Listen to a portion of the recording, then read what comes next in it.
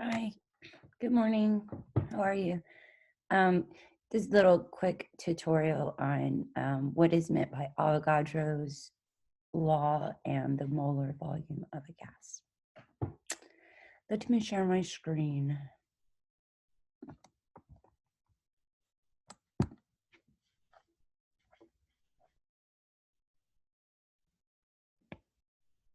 Okay, so let's title this Molar. Ooh, man.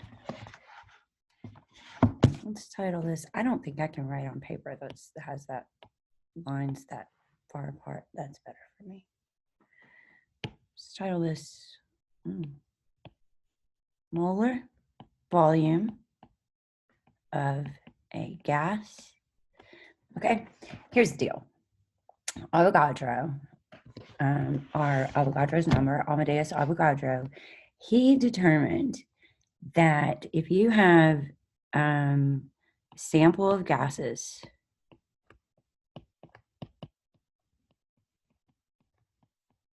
right?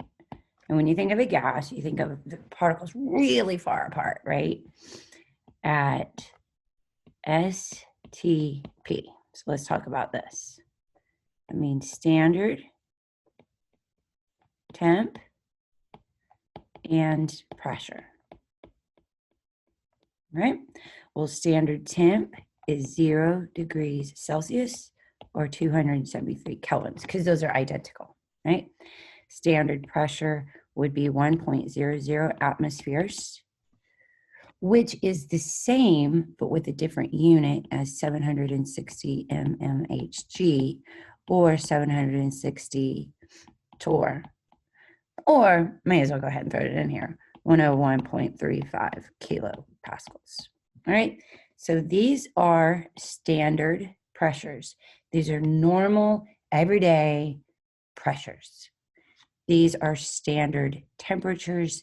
They're not normal, everyday temperatures, but in terms of chemistry and standardizing values and making appendix with all these numbers in them, this is the temperature that these values would be based off of. This is considered the standard temperature. So at these conditions,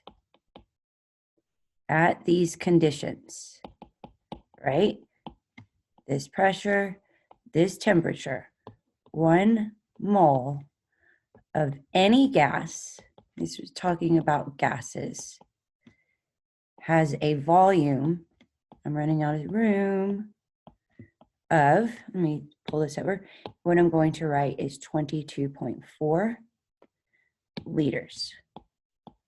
It's just true.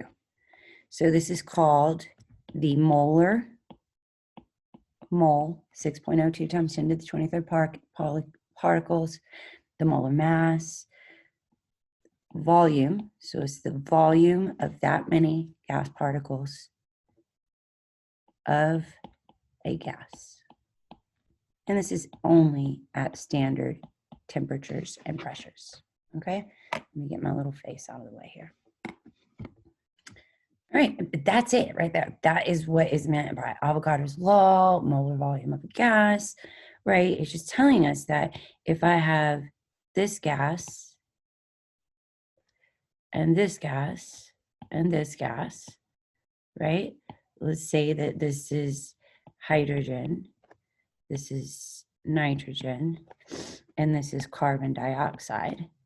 If the temperature is 0 degrees Celsius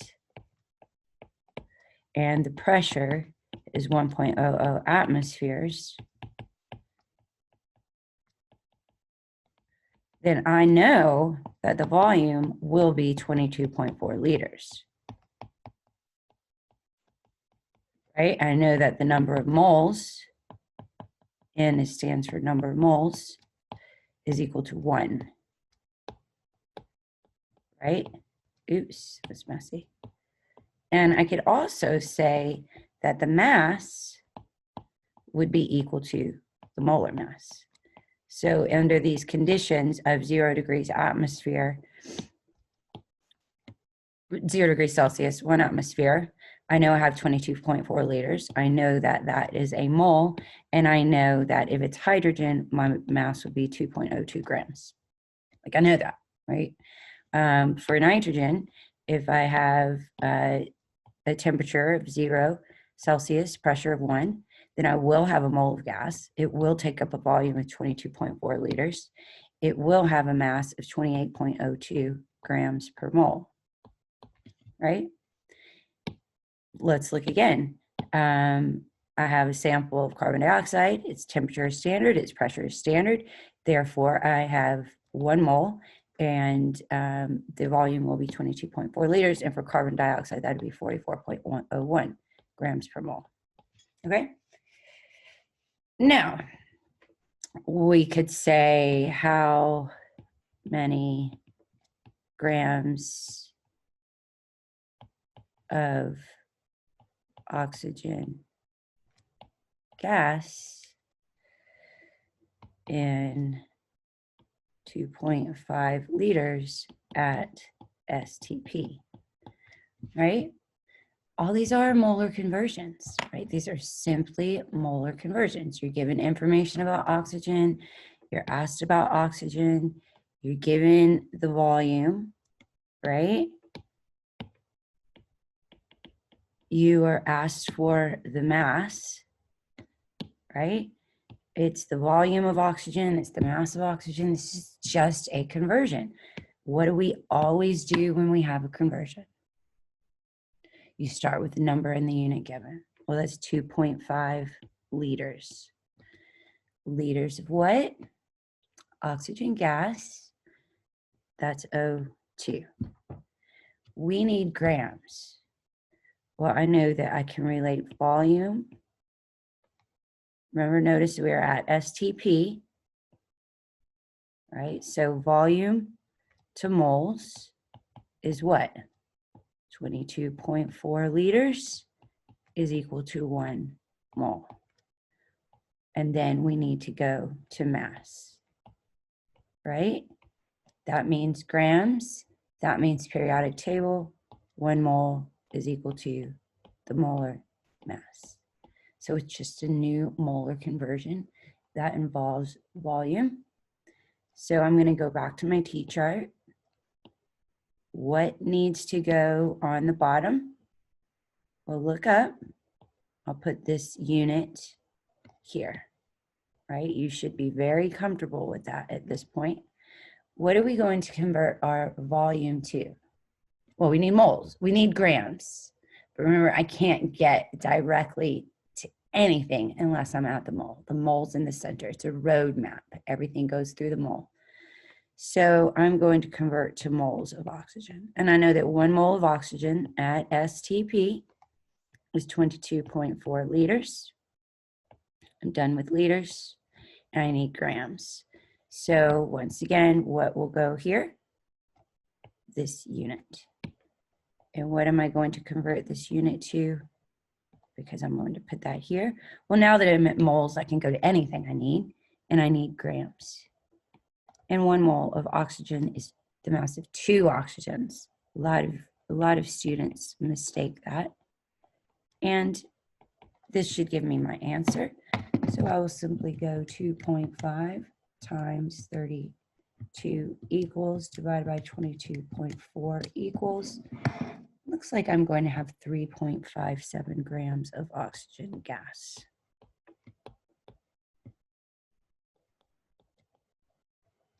Okay. I could say that I have 150.0 grams of CO2 at STP. What is the volume?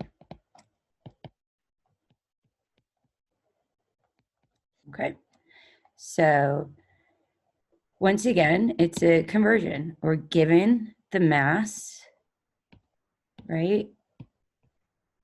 We need the volume, right? It's all of carbon dioxide, so it's just a conversion.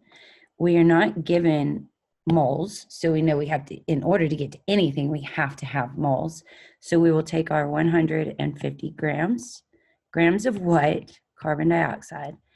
And in order to get what we need, we always need moles. So let's take those grams of carbon dioxide, convert them to moles of carbon dioxide.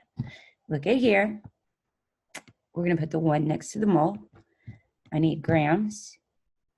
Where do I go to get grams? I go to the periodic table. Carbon is 12.01. And then we have 2 oxygens, each at 16. That's going to give us 44.01. All right, so I'll put that right here. Now I'm done with my grams. But look at my question, I need volume. Well, now that I have moles, I can go to any unit I want to. So I'm going to go from moles to liters. And I know that 1 mole is 22.4 liters when the conditions are standard, and they are. So I have 150 times 22.4 equals, divided by 44.01 equals 76.3 what? Liters of carbon dioxide gas. Okay, guys? Those are your molar conversions. Now you're going to go read about it and apply it.